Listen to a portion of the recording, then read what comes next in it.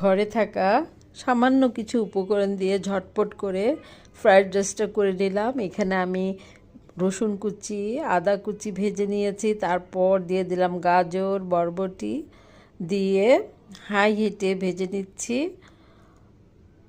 তারপর দিয়ে দিলাম বেশ খানিকটা কাটা পেঁয়াজ দিয়ে আমি নেড়েচেড়ে নিচ্ছি।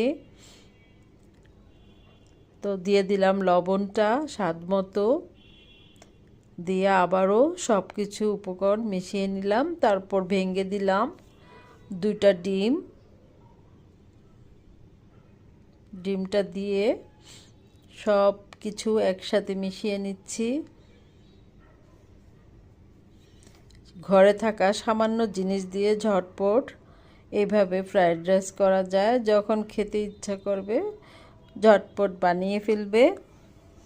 তারপর দিয়ে দিলাম বেশ খানিকটা কাঁচামরিচ, একটু ঝাল ঝাল হবে, ভালো লাগবে। তারপর দিয়ে দিলাম আমার রাইসটা। আমি আগেই রাইসটা করে ঠান্ডা করে নিয়েছি, বেশ ঝরঝরা ছিল। তো দিয়ে দিলাম, দিয়ে সব উপকরণ একসাথে ভালো করে মিশিয়ে নিচ্ছি। ফ্রাইড রাইসটা এমনিও ভালো লাগে, চিকেন ফ্রাইয়ের সাথে তো আরও ভালো লাগে। এখন দিয়ে দিলাম সয়া সস 2 টেবিল চামচ, দিয়ে দিব টমেটো সস। না চাইলে তোমরা এটা স্কিপ করতে পারো, আমার ভালো লাগে সসটা দিলে, তো আমি দিয়ে নিলাম।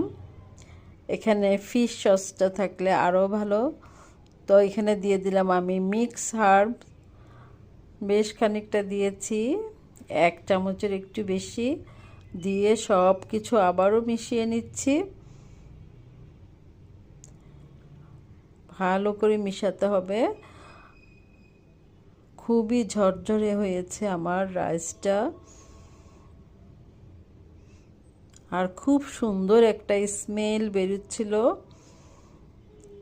তো এখন আমি দিয়ে দিলাম গোলমরিচটা, কালো গোলমরিচ, এটা আমি বাসায় করেছি। আর দিয়ে দিব ম্যাগি স্বাদের এই মশলাটা 1 প্যাকেট দিয়ে দিলাম। বিভিন্ন ফ্লেভার থাকবে, খুবই ভালো লাগে। তো এইভাবে আমি ফ্রাইড রাইসটা করেছিলাম। ভালো লেগে থাকলে লাইক, কমেন্ট অ্যান্ড শেয়ার করবে, পাশে থাকবে। আমিও তোমাদের পাশে আছি। সবাই অনেক অনেক ভালো থাকবে, নিরাপদে থাকবে, সুস্থ থাকবে। আল্লাহ হাফেজ।